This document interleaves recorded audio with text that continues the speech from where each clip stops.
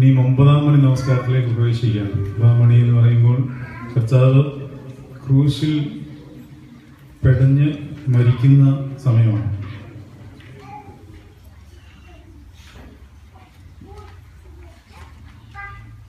നമ്മളുടെ സമയകലണ്ടറല്ല യഹൂദന്മാരുടേത്. അവരുടേത് നമ്മുടെ 6 മണി എന്ന് പറഞ്ഞാൽ അവർക്ക് 0ആണ്. രാവിലെ 6 മണി എന്ന് പറയുന്നത് അവർക്ക് 0 ആണ്. 1, 2, 3 3-ലെത്തുമ്പോൾ നമ്മുടെ രാവിലെ 9 മണിയാണ്. അതുകൊണ്ടാണ് നമ്മൾ 3-ാം മണി നമസ്കാരം എന്ന് പറഞ്ഞിട്ട് 9-ാം മണിക്ക് നമസ്കരിക്കുന്നത്. പിന്നെ 10, 11, 12 അവരുടെ 12 മണിയാകുമ്പോൾ അല്ല 1, 2, 3, 4, 5, 6 അവരുടെ 6 മണിയാകുമ്പോൾ നമുക്ക് 12 മണിയാണ്. അതുകൊണ്ടാണ് 6-ാം മണി നമസ്കാരം എന്ന് പറയുന്നത്. അതാണ് ഉച്ച നമസ്കാരം നമ്മളുടെ. പിന്നെ 7, 8, 9 അവരുടെ 9 മണിയാകുമ്പോൾ നമ്മളുടെ 3 മണി. അതുകൊണ്ടാണ് 9-ാം മണി നമസ്കാരം എന്ന് പറയുമ്പോഴത്തേക്ക് ഉച്ച കഴിഞ്ഞുള്ള സമയമായി. ഈ സമയത്ത് കർത്താവിനെ കുറിച്ച് തറച്ച് വേദനപ്പെട്ട് മരിക്കുകയാണ്. ആ സമയത്തിനുള്ളിൽ കർത്താവ് മരിച്ചു കഴിഞ്ഞിരുന്നു. ഈ ആദാം ഏദൻ തോട്ടത്തിൽ നിന്ന് പുറത്തേക്ക് ആക്കപ്പെട്ടപ്പോൾ ദൈവത്തിന് അവനോട് കരുണ തോന്നി. He was covered with a garment of skin which was temporary given. And God was also merciful that Adam has been privileged to pluck a branch of the tree of life when he was after the Garden of Eden. എന്ന് പറഞ്ഞാൽ അതിൻ്റെ അർത്ഥം ആദം പുറത്തേക്ക് പോയപ്പോൾ, പുറത്താകപ്പെട്ടപ്പോൾ tree of ലൈഫിനെ അവന് prohibit ചെയ്തിരുന്നെങ്കിലും അതിൻ്റെ ഒരു ബ്രാഞ്ച് അവൻ ഒടിച്ചുകൊണ്ട് പോയെന്നാണ് പറയുന്നത്. എന്ന് പറഞ്ഞാൽ അവിടെ ഒരു ആരായി ഈ ട്രീ നമ്മൾ പഠിച്ചു കഴിഞ്ഞപ്പോൾ ഒരു ബ്രാഞ്ച് ഒടിച്ചു എന്നൊക്കെ പറയുമ്പോൾ നിങ്ങൾ പെട്ടെന്ന് വിചാരിക്കില്ല അതിന് മരത്തെ കയറി ഒരു മരക്കഷ്ണം ഒടിച്ചുകൊണ്ട് പോയി എന്നല്ല എൻ്റെ അർത്ഥം. ആരാണ് ഈ ട്രീ? കർത്താവായ യേശു ക്രിസ്തു. കർത്താവായ യേശു ക്രിസ്തു അവൻ്റെ ഉള്ളിലേക്ക് പ്രവേശിക്കേണ്ടതായിരുന്നു. അത് ചെയ്തില്ല, കിട്ടിയില്ല.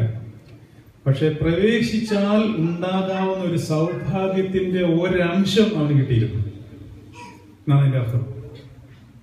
എന്ന് പറഞ്ഞാൽ പരിശുദ്ധാത്മാവിന്റെ ഒരു ചെറിയ ഫീൽ അവന് കൊടുത്തിട്ടിരുന്നു. അത് കൊടുത്താലേ ഇതെന്തോരം സൗഭാഗ്യമുള്ള സംഗതിയായിരുന്നു നിങ്ങൾ അറിയത്തുള്ളൂ.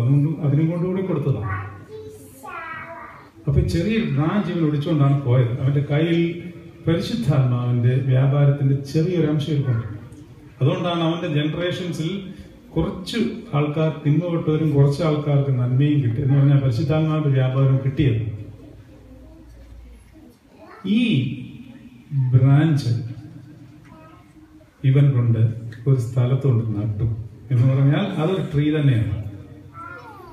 പക്ഷെ അവന്റെ ഉള്ളിൽ ആ ബ്രാഞ്ച് കൊണ്ട് നട്ടു എന്ന് പറയുമ്പോൾ അവൻ പരിശുദ്ധാത്മാവിന്റെ വ്യാപാരത്തോടുകൂടി ഈ ട്രീ കൊണ്ട് കൊടുത്ത് ഒരു ട്രീ അവൻ നട്ടു. അതവിടെ അങ്ങനെ നിന്ന് വലിയൊരു വൃക്ഷമായി യുഗങ്ങൾ കടന്നുപോയി. യുഗങ്ങൾ കടന്നുപോയി, യുഗാന്തരങ്ങൾ കടന്നുപോയി. ആദം പോയി, പല ഇസ്രായേൽ ഒരു ജാതിയെ തെരഞ്ഞെടുത്തു. അബ്രഹാം വന്നു. അബ്രഹാം ഒരു ദിവസം യഹോവയുടെ കൽപ്പന പ്രകാരം തന്റെ ഏകജാതനായ പുത്രനെ ബലി കഴിക്കുവാനായിട്ട് മോറിയ മലയിലേക്ക് കൊണ്ടുപോവുകയാണ്. ആ കഥ നിങ്ങൾക്ക് നല്ലതായിട്ട് അറിയാമല്ലോ. അപ്പൊ ആ തീയും വിറവുകൊണ്ട് എന്നാൽ ഹോമയാഗത്തിനുള്ള ആട്ടിൻകുട്ടിയുടെ അതാണ് ഇസഹാക്കിന്റെ ചോദ്യം. ഇതെല്ലാം യേശുക്രിസ്തുവിന്റെ Calvary യാഗത്തിലേക്കുള്ള മുൻകുറിയാണ്. Isaac was being represented by Lord Jesus Christ and Abraham the father. He was taken to the mountain of Moriah where he has to be sacrificed before God. And the rest of things what happened there was already been mentioned, and you know all those things. When he was about to be sacrificed, there was a voice from heaven hearing, "Do not kill your son." എന്റെ ഏകജാതനായ പുത്രനെ തരുവാൻ നീ മടിക്കായതുകൊണ്ട് നീ എന്നെ എല്ലാവരെക്കാളിൽ അധികമായി സ്നേഹിക്കുന്നുവെന്ന് ഞാൻ ഇപ്പോൾ അറിയുന്നു. ദൈവം തന്ന സ്വാതന്ത്ര്യത്തിന്റെ ഫലമായിട്ട് ദൈവത്തിന് പോലും ചില കാര്യങ്ങൾ നമ്മൾ ചെയ്തതിനു ശേഷമേ ബോധ്യമാകത്തുള്ളൂ എന്ന് പറഞ്ഞാൽ നേരത്തെ അറിയില്ല എന്നൊന്നുമല്ല അർത്ഥം.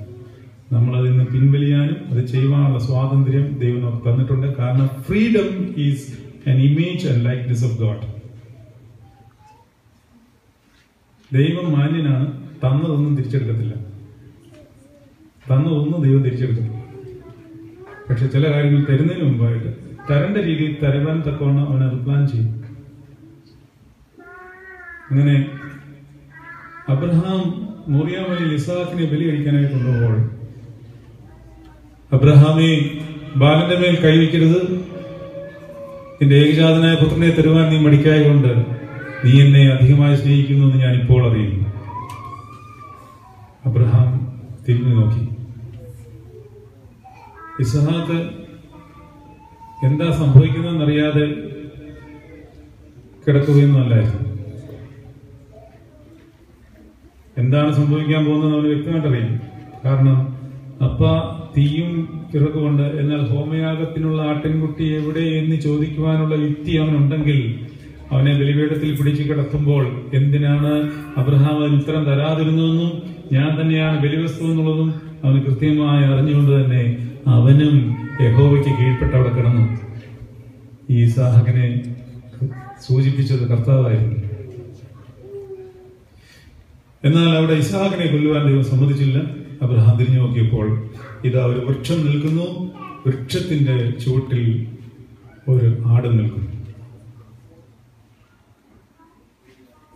അബ്രഹാം നോക്കിയപ്പോൾ ആ വൃക്ഷം യാതൊരു രീതിയിലും ഒരാടിനെ കൊടുക്കുവാൻ സാധ്യതയുള്ളല്ല. അവിടെ ഒരു ആടും അവിടെ ഉണ്ടാകേണ്ടതല്ല. ഇടയനെ അവിടെ കാണുന്നില്ല. യഹൂദന്മാരുടെ പാരമ്പര്യം അനുസരിച്ച് ഒരാടായിട്ട് എങ്ങും നടക്കത്തില്ല. അതുകൊണ്ടാണ് കർത്താവ് പറഞ്ഞത്, ഉപമ പറഞ്ഞത്, ഒരെണ്ണത്തിനെ കാണാതെ പോയാലും അതിനെ അന്വേഷിച്ച് ചെല്ലും ഇടയൻ കൂട്ടമായിട്ടാണ് ആടുകളെ കൊണ്ടുപോകുന്നത്. അവിടെ കണ്ടത് ഒറ്റയാടാണ്. അതുകൊണ്ടാണ് പിതാക്കന്മാർ ആ മരത്തെ വിളിക്കുന്നത് അത്ഭുതമാകുന്ന tree of miracle which begot എല്ലാം. കുഞ്ഞാടിനെ കൊടുത്ത ഒരു വൃക്ഷം. അത് മാങ്ങയും തേങ്ങയും ചക്കയും ഒന്നുമല്ല കൊടുത്തത്. അത് കൊടുത്തത് കുഞ്ഞാടിനാണ്. അതുകൊണ്ടാണ് പാടുന്നത് അത്ഭുതമാം ഫലമേകും വൃക്ഷം എന്ന് പാടുന്നത്. ഇതിനെ ബേസ് ചെയ്താണ്. അങ്ങനെ ആ വൃക്ഷത്തിന്റെ മൂട്ടിൽ നിന്ന് കിട്ടിയ കുഞ്ഞാടിനെ അബ്രഹാം എടുത്ത് ബലി കഴിച്ചു. പിന്നീട് ഇസ്രായേലിന്റെ ചരിത്രം നമുക്കറിയാം. അഹ്റോന്റെ വടി തളർക്കുന്ന ഒരു വേദഭാഗം വേദപുസ്തകത്തിലുണ്ട്. പൗരോഹിത്യക്രമം ആര് ചെയ്യണം? എല്ലാവരുടെ ഇടയിലും അസൂയുണ്ടായിരുന്നു. ഇന്നത്തെ കാലത്തെ പോലെയല്ല. പുരോഹിതൻ എന്ന് പറഞ്ഞാൽ രാജാവിന് തുല്യനാണ്. എല്ലാവർക്കും ഇതാകാനുള്ള ആഗ്രഹമുണ്ട്. എല്ലാവരും തമ്മിൽ ഇന്നത്തെ പോലെ തന്നെ പെറുവെറുപ്പായി. ഞങ്ങൾക്ക് എന്തായ കുഴപ്പം, അഹ്റോൻ തന്നെ മോശയും കൂടെ മാത്രം ഇതെല്ലാം ചെയ്താൽ മതിയോ എന്നുള്ള പ്രശ്നങ്ങളായി, പരാക്രമങ്ങളായി. മോശയുടെ ഒരു പ്രത്യേകത ഉണ്ടായിരുന്നു. മോശയെ പറ്റി വിശേഷിക്കും മോശ സൗമ്യനായിരുന്നു എന്നാണ് പറയുന്നത്. അതുകൊണ്ടാണ് നമ്മൾ പറഞ്ഞത് ശാന്തൻ മോശ നിവിതന് നോമ്പേറ്റോന മശിഹ എന്ന് പറയുന്നത്. സൗമ്യ, എല്ലാവരെക്കാളും സൗമ്യനായിരുന്നു എന്നാണ് പറയുന്നത്. ഒരാളെ അടിച്ചു കൊന്നവനാണ്, പക്ഷെ പിന്നീട് ദൈവാത്മാവ് കയറി സൗമ്യനായിപ്പോയി. അങ്ങനെ സൗമ്യനായ മോശ ദൈവസന്നിധിയിൽ ഈ പ്രശ്നം അവതരിപ്പിച്ചു. ദൈവം പറഞ്ഞു, ഇസ്രായേൽ മക്കളിൽ നിന്ന് ഓരോരുത്തരും 12 വടികളെ കൊണ്ടുവരിക. ഒരു വടി ലേവിയുടെ വടിയായിട്ട് വെച്ചിരിക്കണം. അങ്ങനെ 12 വടി വെച്ചു. അതിലൊരു വടി ലേവി ഒടിച്ചുകൊണ്ടുവന്ന വടി ഈ മരത്തിൽ നിന്നായിരുന്നു എന്നാണ് പിതാക്കന്മാരുടെ ഭാഷ. അത്ഭുതമാവുന്ന കുഞ്ഞാടിനെ കൊടുത്ത ആ മരം ഒറ്റ രാത്രി കൊണ്ട് ഒരു ഫലവും കാഴ്ചു. അങ്ങനെ അഹ്റോന്റെ പൗരോഹിത്യം ഉറപ്പിക്കപ്പെടുകയും പുരോഹിത കർമ്മം ലേവി തന്നെ ചെയ്താൽ മതിയെന്ന് പുനഃസ്ഥാപിക്കപ്പെടുകയും ചെയ്തു. കാലങ്ങൾ കഴിഞ്ഞുപോയി. രാജാക്കന്മാരുടെ കാലം വന്നു. രാജാക്കന്മാരുടെ കാലം വന്നപ്പോൾ ദാവീദ് ദേവാലയം പണിയണം എന്ന് തീരുമാനിച്ചു.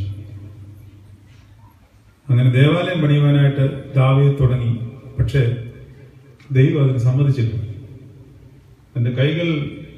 തന്റെ മനസ്സും ഹൃദയവും ദൈവാത്മാവിലായിരുന്നെങ്കിലും തന്റെ കൈകൾ രക്തക്കറയുള്ളതാകയാൽ ദേവാലയം പണിയുവാൻ ദാവീദിന് ഭാഗ്യം കിട്ടിയില്ല. മറിച്ച് ആ ഭാഗ്യം ശലോമോനാണ് കിട്ടിയത്. ശലോമോൻ ആദ്യകാലത്ത് നല്ല ആത്മാവിലായിരുന്നു. ദൈവത്തിൽ നിന്ന് ജ്ഞാനം പ്രാപിച്ച ആളാണ്. അവസാനത്തിൽ തെറ്റിപ്പോയെങ്കിലും അവസാനം മുഴുവൻ ശലോമോൻ പാടിപ്പോയി. സകലതും മായയാണെന്ന് തിരിച്ചറിയത്തക്കോണമുള്ള ആധ്യാത്മിക ജ്ഞാനം ലഭിച്ച ആളാണ് ശലോമോൻ. പക്ഷേ തന്റെ ശരീരത്തിന്റെ ബലഹീനത നിമിത്തം ഒരുപാട് സ്ത്രീകളെ തന്റെ ഭാര്യമാരായും വെപ്പട്ടിമാരായും സ്വീകരിച്ച് തന്റെ ആധ്യാത്മിക ജീവിതം ശലോമോൻ അവസാന കാലഘട്ടത്തിൽ നശിപ്പിച്ചു കളഞ്ഞു. ദാവീദ് ഒരു തവണ തെറ്റിപ്പോയിരുന്നുവെങ്കിലും ആ ചെയ്ത തെറ്റിനെ പശ്ചാത്താപിച്ചാണ് 151 സങ്കീർത്തനം എഴുതിയത്. അതുകൊണ്ടാണ് നമ്മൾ ശുദ്ധീകരണത്തിനായിട്ട് ഈ സങ്കീർത്തനം എപ്പോഴും ചൊല്ലിക്കൊണ്ടിരിക്കുന്നത്. ഏതാണ്? ദൈവമേ, നിന്റെ കൃപയും പ്രകാരം എന്നോട് കരുണ ചെയ്യണമേ, നിന്റെ കരുണയുടെ ബന്ധത്വം പ്രകാരം എന്റെ പാപങ്ങൾ മായ്ച്ചുകളയണമേ. 2 രാജാക്കന്മാർ 1 അധ്യായം തുടങ്ങുന്നിടത്ത് ദാവീദ് വൃദ്ധനായിരുന്നപ്പോൾ തന്നെ ഭാര്യയെ പോലെ ശുശ്രൂഷിക്കുവാൻ വേണ്ടി സുന്ദരിയായ ഒരു ചെറുപ്പക്കാരിയെ കൂടെ നിർത്തത്തക്കവണ്ണമുള്ള നിയോഗം ദാവീദിനുണ്ടായപ്പോൾ ആ സമയത്ത് ദാവീദ് ചെറുപ്പകാലത്ത് ചെയ്തു പോയ സകല പാപങ്ങളും ഇവിടെ ജയിക്കുകയും ചെയ്തു. കാരണം യഹോവയുടെ ആത്മാവ് ദാവീദിലുണ്ടായി. എന്നാൽ ശലോമോന് ആദ്യ കാലഘട്ടങ്ങളിൽ ദൈവത്തിൽ നിന്ന് വിജ്ഞാനം പ്രാപിച്ച ആളാണ്. അങ്ങനെ വിജ്ഞാനം നേടിയ ശലോമോൻ ദേവാലയം പണിയുമ്പോൾ ദൈവത്തിന് വേണ്ടി പണിയുന്നതാണ്. ആത്മാവിൽ നിറഞ്ഞു പണിയുകയാണ്. ആ സമയത്ത് ഭയങ്കര ആത്മാവായിരുന്നു. ഏറ്റവും ശ്രേഷ്ഠമായ സാധനങ്ങളാണ് ദേവാലയത്തിൽ കൊണ്ടുവന്നത് ശലോമോൻ. അന്ന് ആ ഏരിയയിൽ ആ പ്രദേശത്ത് കിട്ടാവുന്ന പുല്ല്, മൂര്, കുന്തിരിക്കൽ, തടി, ഉപകരണങ്ങൾ, സകല സാധനങ്ങളും എവിടെ നിന്നെല്ലാം ഏറ്റവും ശ്രേഷ്ഠമായത് അന്വേഷിക്കാമോ അവിടെ നിന്നെല്ലാം കൊണ്ടുവന്നു. ശേബരാജ്ഞി വന്നപ്പോഴും അവരിൽ നിന്നും വാങ്ങിച്ചു കൊട്ടാരത്തിലുള്ള സകല മേൽത്തരമായ സാധനങ്ങൾ. പക്ഷെ ശലോമോന് ഒരു കാര്യത്തിൽ മാത്രം തൃപ്തി ഉണ്ടായില്ല. ശലോമോൻ അന്വേഷിച്ച് നടക്കുകയാണ്. നല്ല തടി കിട്ടുന്നില്ല. ഉള്ള തടിയെല്ലാം ശലോമോന് തൃപ്തിയാകുന്നില്ല. പിന്നെ ആലയം പണി പ്രൊലോങ് ചെയ്തുകൊണ്ടേയിരുന്നു. ദേവാലയം പൂർത്തിയാകുന്നില്ല. കാരണം നല്ല തടിയില്ല. അങ്ങനെ ഒരു ദിവസം ശലോമോൻ എവിടെയോ സവാരിക്ക് പോയിട്ട് തിരിച്ചു വരുന്ന സമയത്ത് അന്ന് ഏത് മൃഗമാണ് ശലോമോൻ ഉപയോഗിച്ചതെന്നറിയില്ല. എന്ന് പറഞ്ഞാൽ മൃഗത്തിലാണ് ഇവരെല്ലാം യാത്ര ചെയ്തുകൊണ്ടിരുന്നത്. അന്നത്തെ പഴയ രാജാക്കന്മാർ കുതിരപ്പുറത്ത് യാത്ര ചെയ്യുന്നത് ചിലപ്പോൾ കുതിരയായിരിക്കാം, ചിലപ്പോൾ കഴുതയായിരിക്കാം. മൃഗത്തിന്മേൽ യാത്ര ചെയ്തിട്ട് തിരിച്ചു വരുന്ന വഴിക്ക് ഈ മൃഗം പെട്ടെന്ന് നിന്നു. അവിടെ നിൽക്കണം, മുമ്പോട്ട് പോകാൻ പറ്റുന്നില്ല. മുമ്പിലൊരു തടി കിടക്കുന്നു. പഴയ നിയമത്തിൽ വേറെ ചരിത്രമുണ്ട്. ബിലയാമിന്റെ കഴുതയെ പറ്റി നമ്മൾ വായിച്ചിട്ടുണ്ട്.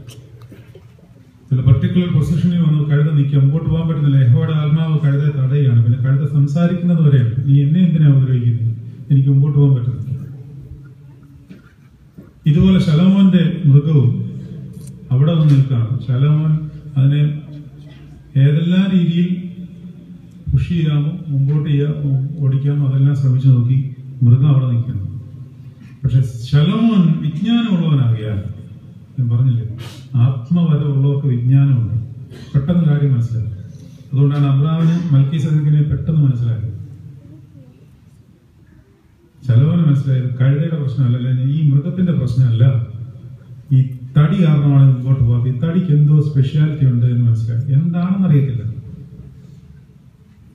ഈ തടിക്ക് എന്താണ് സ്പെഷ്യാലിറ്റി ഉണ്ടെന്ന് മനസ്സിലാകുകയും ശലോമോൻ ഭടന്മാരോട് പറഞ്ഞു, തടിയെടുത്ത് അപ്പുറത്ത് കുളത്തിൽ കൊണ്ടിട്ടേക്കാൻ പറഞ്ഞു. അങ്ങനെ ഈ തടി ഇവരെടുത്ത് ബെത്സയിദ എന്ന് പറയുന്ന കുളത്തിൽ കൊണ്ടിട്ടു. അവിടെ കിടക്കുകയാണ്. ആര് പറഞ്ഞിട്ടില്ല, അതാന്ന് കിടന്നു. കർത്താവിന്റെ കാലം വരെ ഇത് അവിടെ കിടപ്പുണ്ട്. ഈ കുളത്തിൽ വെള്ളം കലങ്ങുമ്പോൾ അതിൽ ആദ്യം ചാടുന്നോ അയാൾ രക്ഷ പ്രാപിക്കും എന്നൊരു വിശ്വാസം യഹൂദന്മാരുടെ ഇടയിലുണ്ടായിരുന്നു. അങ്ങനെ സംഭവിച്ചുകൊണ്ടിരുന്നു. അങ്ങനെയാണ് ബെത്സൈദ കുളത്തിനരികെ 18 സംവത്സരമായി കുളത്തിലേക്ക് ചാടാൻ വേണ്ടി നോക്കിയിരുന്ന ഒരു രോഗിയുടെ അടുത്ത് വന്ന് കർത്താവ് അവനെ തൊട്ട് സൗഖ്യമാക്കുന്നത്. കർത്താവിനോട് പറഞ്ഞു, എനിക്ക് ചാടാൻ പറ്റുന്നില്ല, എനിക്ക് ആരും എന്നെ അതിനകത്ത് എടുത്തിടുന്നുമില്ല, ഞാൻ എന്നാൽ ചാടുന്നതിന് മുമ്പേ ആരെങ്കിലും അതിനകത്ത് എടുത്ത് ചാടും. ആദ്യം ചാടുന്നവനെ സുഖം കിട്ടുകയുള്ളൂ. പിതാക്കന്മാർ പറയുന്നത് ഈ തടി ഇതിനടിയിൽ കിടപ്പുണ്ടായിരുന്നു. ഈ തടിയിലെ പായൽ അത് പിടിക്കാതിരിക്കുവാൻ വേണ്ടി സ്വർഗത്തിലെ ദൂതന്മാർ വന്ന് അത് വൃത്തിയാക്കുന്നതിന്റെ ഭാഗമായിട്ടാണ് കുളം കലങ്ങിയിരുന്നതെന്നും ആ കലങ്ങിയിരുന്ന സമയത്ത് ആദ്യം ചാടുന്നു. ആ തടിയിൽ നിന്നും പുറപ്പെട്ട പായലിന് പോലുമുള്ള മെഡിസിനൽ പവർ കൊണ്ടാണ് സൗഖ്യം ഉണ്ടായിട്ടുള്ളത് എന്നാണ് പിതാക്കന്മാരുടെ സാക്ഷ്യം. കുളം കലങ്ങുക, ദൂതന്മാരിറങ്ങി കുളം കലക്കുന്നതായിട്ട് ദർശനത്തിൽ കണ്ടവർ വരെ ഉണ്ടെന്നാണ് പറയുന്നത്. എന്തായാലും ആ കുളം ഇടയ്ക്ക് കലങ്ങുമായിരുന്നു. കലങ്ങുന്ന സമയത്താണ് ആദ്യം അതിനകത്ത് ചാടിയിരുന്ന ആള് സുഖം പ്രാപിക്കുന്നത്. അങ്ങനെ അത് തടിയുണ്ടെന്നൊന്നും ആർക്കും അറിയത്തില്ല, കുളം കലങ്ങുന്നേ അറിയത്തുള്ളൂ. തടിയിൽ കിടക്കാണ് തടി. അങ്ങനെ കർത്താവിനെ കുരിശിക്കാനുള്ള സമയമായപ്പോൾ യഹൂദന്മാരും ഇവനെ സാധാരണ കുരിശിലൊന്നും കയറ്റിയാൽ പറ്റുകയില്ല, അല്ല ഒന്നോന്തര തടിയെ തന്നെ കയറ്റണം. സാധാരണ കള്ളന്മാരെ കുരിശിൽ നിന്ന് എങ്ങനെയും ഇത് ആണി പറഞ്ഞ് താഴെ പോയി പിന്നെ രക്ഷപ്പെട്ടാലോ എന്നൊക്കെ പേടിച്ചിട്ട് ഏറ്റവും നല്ല തടി തന്നെ വേണമെന്ന് പറഞ്ഞ് ഇവർ തടിയന്വേഷിച്ച് നടക്കാൻ തുടങ്ങി. അങ്ങനെ ക്രൂശിക്കാൻ തീരുമാനമായപ്പോൾ ഇവർ ബെത്സൈദ കുളത്തിനടുത്ത് അറിഞ്ഞോ അറിയാതോ വന്നു വിടുകയും ആ കൃത്യസമയത്ത് ഈ തടി അവിടെ പൊങ്ങിക്കിടക്കുകയും ചെയ്തത് കണ്ടു എന്നാണ് പറയുന്നത്. അങ്ങനെ ആ തടി എടുത്തുകൊണ്ട് അതിനെ വെട്ടി നല്ല ഒന്നാന്തര ഒരു കുരിശാക്കി ആ കുരിശിന്മേലാണ് കർത്താവിനെ ക്രൂശിക്കുന്നത്. തടി ഏദൻ തോട്ടത്തിലെ പരിശുദ്ധാത്മാവിന്റെ അംശമായിട്ട് ഭൂമിയിൽ മുളച്ചു വന്ന ഒരു മരമാണ്. അതിൽ അനേക അത്ഭുതങ്ങൾ നടന്നു. അബ്രഹാമിന്റെ വടി തളർത്തു, കുഞ്ഞാടിനെ നൽകി, അവസാനം അനേക സൗഖ്യം കൊടുത്തു. അവസാനം തന്റെ നാഥൻ അതിൽ തൂങ്ങുവാനായിട്ട് യഹൂദന്മാരുടെ മുമ്പിൽ അത് തന്നെ പ്രത്യക്ഷപ്പെട്ട് നിൽക്കുകയും ചെയ്തു. എല്ലാം ദൈവം തന്നെ വെളിപ്പെടുത്തിയാൽ ആരും അവനെ പിടിച്ചുകൊണ്ട് പോയതല്ല. തടി വരെ ദൈവം തമ്പുരാൻ തന്നെ ഒരുക്കി കൊടുത്തു. അങ്ങനെ ആ തടിയിൽ തൂക്കി അവനെ ഗോകുൽത്തായിലേക്ക് നടത്തുമ്പോൾ പിതാക്കന്മാർ പറയുന്നത്, എവിടെ ഈ ആദാം ബലി നടത്തിയോ,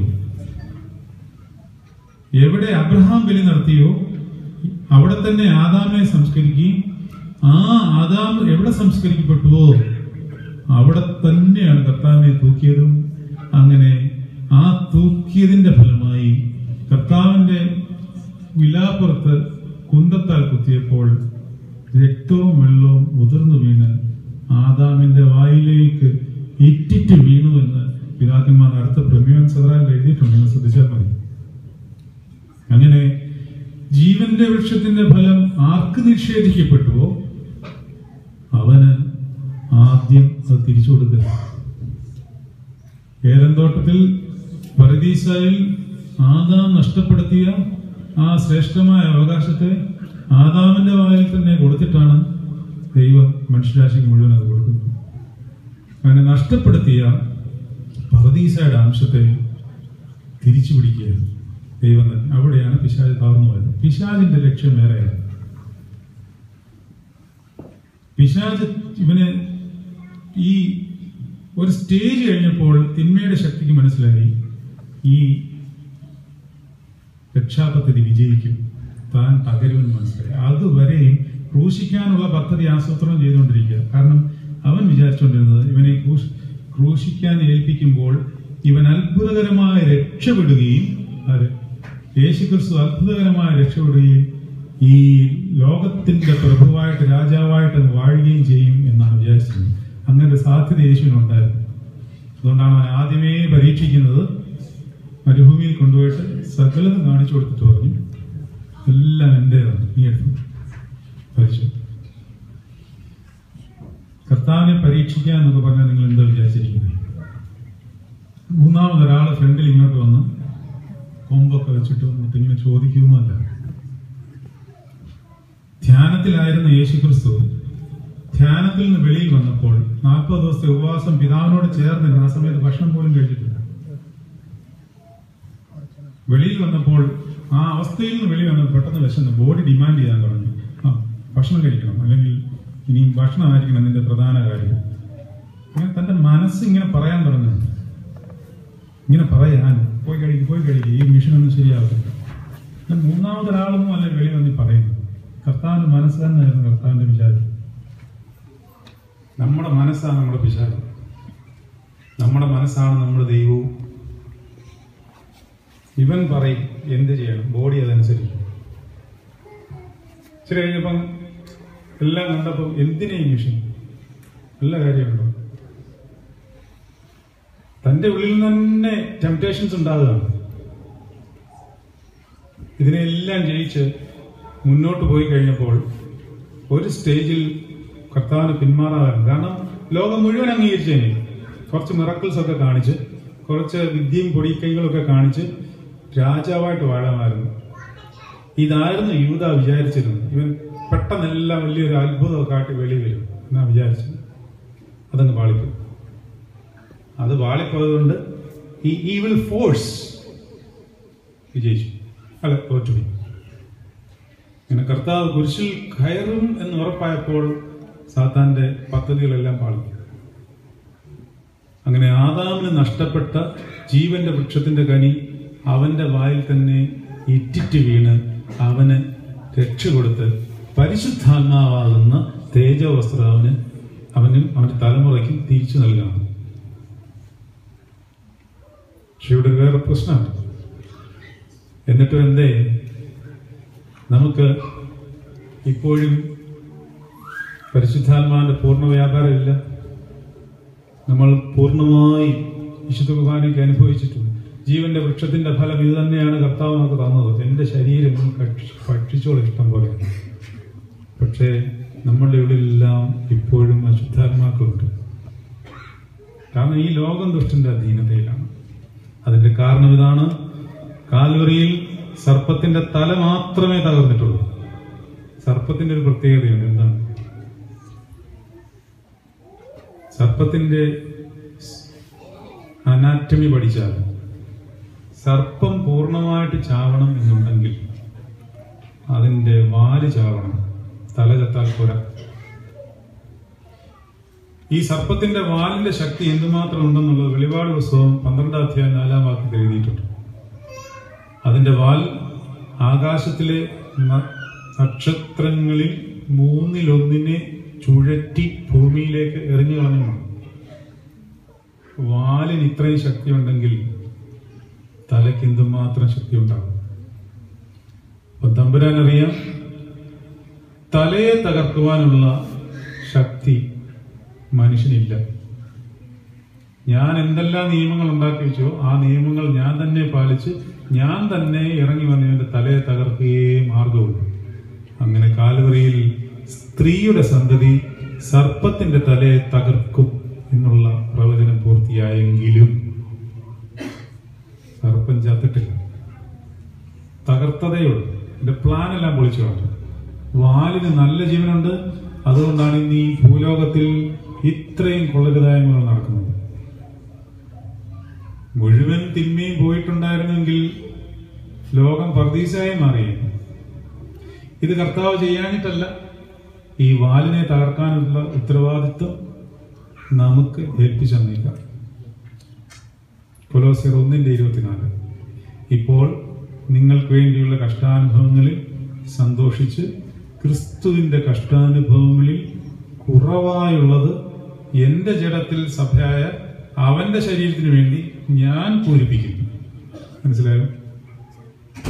ഇപ്പോൾ നിങ്ങൾക്ക് വേണ്ടിയുള്ള കഷ്ടാനുഭവങ്ങളിൽ സന്തോഷിച്ചു. കൊലോസ്യർ പറയാണ്, നിങ്ങൾക്ക് കുറച്ച് പ്രയാസമൊക്കെ ഉണ്ട്, പക്ഷെ അതിൽ ഞാൻ സന്തോഷിക്കുന്നു. എന്തുകൊണ്ട്? ക്രിസ്തുവിന്റെ കഷ്ടാനുഭവങ്ങളിൽ കുറവായുള്ളത് എന്ന് പറഞ്ഞാൽ ക്രിസ്തുവിന്റെ കഷ്ടാനുഭവത്തിന് എന്തെങ്കിലും കുഴപ്പമുണ്ടെന്നോ കുറവുണ്ടെന്നുള്ള അർത്ഥം ഉണ്ട് എന്നല്ല അർത്ഥം. കർത്താവ് കുറച്ച് കഷ്ടാനുഭവം നമുക്ക് മാറ്റി വെച്ചിട്ടുണ്ട്. അതുകൊണ്ടാണ് നമ്മൾ വെളിവെന്ന് വീശോ പാടുന്നത് അങ്ങനെയാണ്. വേണ്ട കഷ്ടത വീൺ ചിന്തയുമടിയൊഴിക്ക.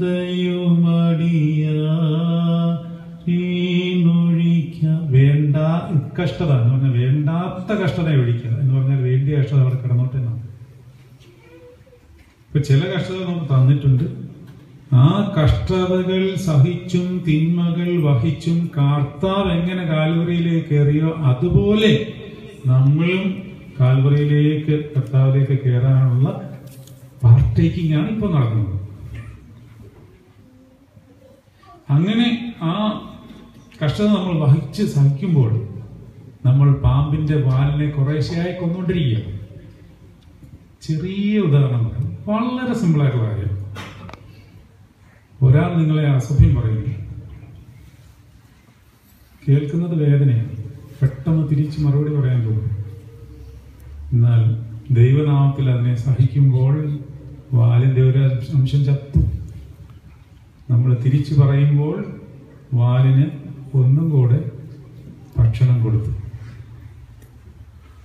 ഇങ്ങനെ വാല് മുഴുവൻ തകർത്തതിന് ശേഷമേ കർത്താവ് രണ്ടാമത് വരും. അതാണ് കർത്താവിന്റെ ഓരോ താമസിക്കുന്നത്. വാല് പൂർണ്ണമായി ഇല്ലാതാണ്. പക്ഷേ മനുഷ്യന്റെ ഫ്രീഡത്തിൽ ദൈവം ഇടപെടത്തില്ല. നീ ഭക്ഷണം കൊടുക്കുവോ തകർക്കുവോ നിന്റെ ഉത്തരവാദിത്വം. താമസിക്കും തോറും നിനക്ക് പർദീസ താമസിക്കും, അത്രയേ ഉള്ളൂ.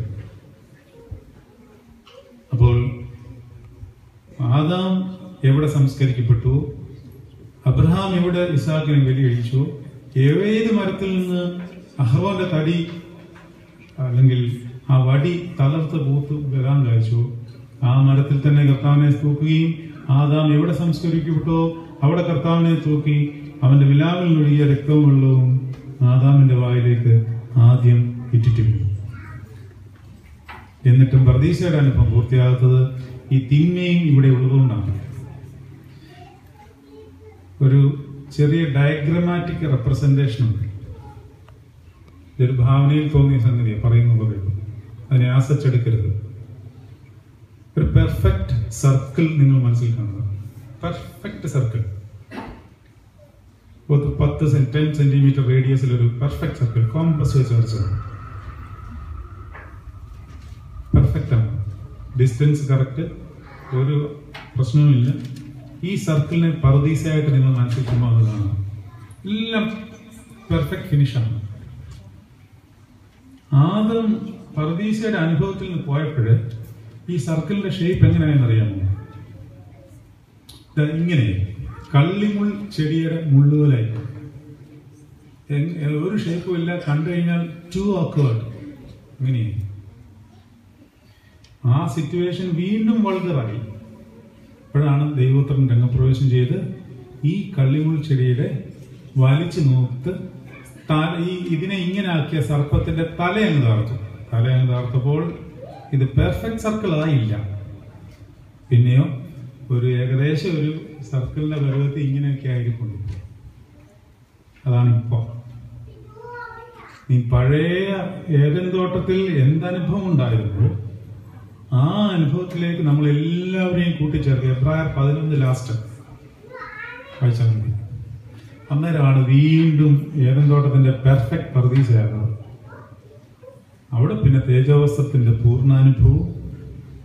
പർദീസയിൽ ആദാം എങ്ങനെ ദൈവസന്നിധിയിൽ ആസ്വദിച്ചു അതേ ആസ്വാദനം നമുക്ക് ലഭിക്കാൻ വേണ്ടി കർത്താവ് തയ്യാറായിരിക്കും. അതിനുവേണ്ടിയാണ് ഈ യാത്ര.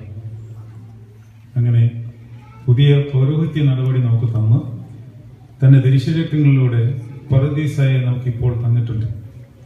വേണ്ടിയാണ് ഇത് ഫുൾ ആസ്വദിക്കാം. വേണ്ടിയാണ് നെടുമ്പാടെ കിടന്ന് പറഞ്ഞ് എനിക്ക് പരിശുദ്ധാത്മാവിനെ മതി എന്ന് പറയുന്നവനെ നിറച്ചു കൊടുക്കും.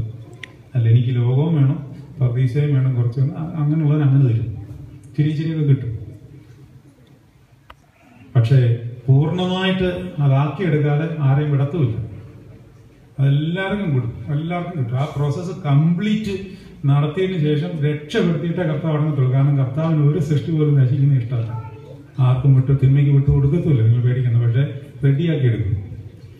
അന്നേരം നമ്മളൊന്ന് പൊളയും, ഞരങ്ങും, വിഷമിക്കും. ദൈവം എന്താ ഇങ്ങനെ ചെയ്ത് അങ്ങനെ ചെയ്ത് ഒക്കെ ചോദിക്കും. പക്ഷേ ഇത് ചെയ്യാതെ ദൈവത്തിന് വേറെ നിവർത്തിയില്ല. കാരണം ദൈവത്തിന്റെ മക്കളെ ദൈവത്തിന് പിശാചിനിട്ട് കൊടുക്കില്ല. പക്ഷെ നമ്മൾ സഹകരിച്ചില്ലെങ്കിൽ സഹകരിപ്പിക്കുന്ന സ്റ്റേജ് നമുക്ക് ഉണ്ടാക്കും. അതാ ദൈവത്തിന്റെ പദ്ധതി. ഹൈന്ദവ ശാസ്ത്രം അനുസരിച്ച് രണ്ടാമത് വീണ്ടും ജനിക്കുമെന്ന്. രണ്ടാമത് വീണ്ടും ജനിച്ചിട്ട് ആദ്യത്തെ ജന്മത്തിൽ ഉണ്ടായിട്ട് പഠിക്കാഞ്ഞുകൊണ്ട് രണ്ടാമത്തെ ജന്മത്തിൽ വീണ്ടും അതിനേക്കാളും കഷ്ടതകൾ തരും. അതിലും പഠിച്ചില്ലെങ്കിൽ അടുത്ത ജന്മത്തിൽ വീണ്ടും കഷ്ടതകൾ തരും, അതിനേക്കാളും തരും. അങ്ങനെ ഒരു സ്റ്റേജ് ആകുമ്പോൾ നമ്മൾ സഹി കേട്ട് കഴിയുമ്പോൾ ഇല്ലേ ചിത്രശലഭം ഉണ്ടാകത്തില്ലേ, ഒരു സ്റ്റേജ് അങ്ങ് വൾഗർ ലെവലിലേക്ക് വരുമ്പോൾ നമുക്ക് എല്ലാ ഇക്വിപ്മെന്റ് ഉണ്ടാകും. ഇപ്പോഴേ ബോധോദയം ഉണ്ടാകും, പെട്ടെന്ന് സർവ്വത ഉപേക്ഷിക്കും. പിന്നെ പരിശുദ്ധാത്മാവിനെ മതി എന്ന് പറഞ്ഞു നടക്കും. ആ സ്റ്റേജ് വരെ കൊണ്ടുവരുമെന്നാണ് ഹൈന്ദവ ശാസ്ത്രം പഠിക്കുന്നത്. നമുക്ക് അങ്ങനെ ഒരു ശാസ്ത്രമില്ല. എന്നാലും എല്ലാത്തിന്റെ എസൻസ് ഒന്നാണ്. ദൈവം സർവ്വരെയും രക്ഷിച്ചിട്ടേ അടങ്ങും. അതുവരെ ആരും വിചാരിക്കണ്ട ഈ ലോകത്തിൽ കുറച്ച് കഷ്ടങ്ങൾ വന്നു, കുറച്ച് സുഖിച്ച് ജീവിച്ചു, അല്ലെങ്കിൽ കുറച്ച് സുഖമായിട്ട് ജീവിച്ചു. അത് ദൈവത്തിന്റെ പ്ലാൻ പൂർത്തിയാകുന്നത് പരിശുദ്ധാത്മാ നിറവിലാണ്. ആ നിറവ് നമുക്ക് പൂർണ്ണമായി ലഭിക്കുന്നത് വരെ ഈ പ്രോസസ് കണ്ടിന്യൂ ചെയ്യും. അതുകൊണ്ട് ഈ കാൽവറിയിൽ നമുക്ക് ജീവവർഷത്തിന്റെ ഫലം തന്നിരിക്കുന്നു. ആ തടിയും കാര്യങ്ങളും എല്ലാം ദൈവസന്നിധിയിലെ മുൻ നിർണയപ്രകാരം സംഭവിച്ചിട്ടുള്ളതാണ്. അതുകൊണ്ട് ഇനി 9-ാം മണി ശുശ്രൂഷയിലേക്ക് പ്രവേശിക്കുമ്പോൾ കർത്താവ് കുരിശിൽ കിടന്ന് മരിക്കുകയാണ്. അവിടെ ഉള്ള എല്ലാ പ്രാർത്ഥനകളും ഈ ഞാനിപ്പം പറഞ്ഞ കാര്യങ്ങളുമായിട്ട് ബന്ധപ്പെട്ടതായതുകൊണ്ട് പ്രാർത്ഥനകളും കൂടെ ശ്രദ്ധിച്ചിരിക്കുക.